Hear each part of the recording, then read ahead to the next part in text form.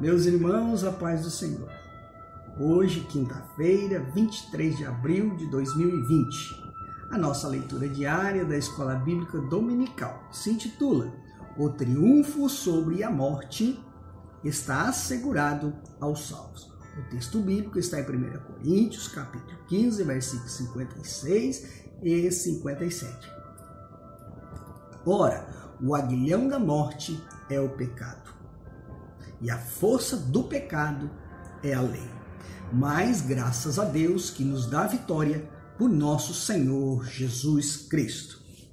A primeira palavra do versículo 56 é: ora, esta expressão tem um valor conclusivo. Conclui-se que o aguilhão da morte é o pecado. Aguilhão no sentido literal da palavra. É uma peça de ferro pontiaguda fixada na ponta de uma haste e usado então pelos condutores de carros puxado por animais para disciplinar esses animais, né? Mas aguilhão no sentido figurado, né? É algo que tem o potencial de ferir para a morte. O aguilhão por si só, ele não tem o poder de ferir a ninguém, mas quando o homem pecou, se rebelando contra Deus, então este pecado deu ao aguilhão o poder para matar, né? Entendemos então que o que dá força à morte para tirar a vida é o pecado. Agora, quem é que dá ao pecado a autoridade, a força de dizer para a morte: execute a sentença? O mesmo versículo responde: a força do pecado é a lei. A lei é o que dá ao pecado o poder de aplicar essa sentença de morte, né? Porque a lei descreve, ela diz na sua letra, né, sobre o pecado e a sua sentença. Quando a gente lê Gênesis 2 e 16 e 17, Deus tem uma conversa com Adão, que foi o pai de todos os viventes. E Deus ordenou para ele dizendo: olha, Adão, de todo o fruto, de toda a árvore do jardim comerás livremente. Mas, no entanto, da árvore do conhecimento do bem e do mal, dela não comerás, porque no dia em que dela comeres, certamente morrerás. Se comeres, morrerás. Aqui, então, está implícito um princípio de obediência. A lei foi escrita a partir de princípios que são as vontades de Deus para nós, né? Que quando observados são para preservação da vida. Obedeça e viva. Quebrar este princípio, né, esta lei, isto é pecar, é desviar-se da vontade de Deus, que é boa. Então as consequências acabam sendo inevitáveis. Tu morrerás. Né? Deus repetiu mais tarde essas palavras a Ezequiel, que escreveu em 18 e 20, dizendo: a alma que pecar, esta morrerá. E aí conclui assim: o filho nunca será responsável pelo pecado do pai, né? E nem o pai será culpado pelo pecado do filho. Cada um é responsável, né, por suas atitudes diante de Deus. Herdamos então pela nossa carne, né, essa sentença adâmica, né? Mas eu pergunto, né, quem de nós nunca se desviou da vontade de Deus? Quem nunca desobedeceu, né, um princípio divino?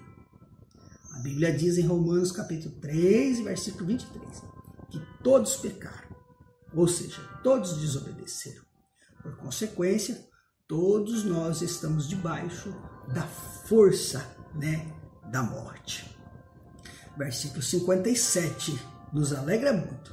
Diz: mas, apesar desta sentença, né, graças a Deus que nos dá a vitória por nosso Senhor Jesus Cristo.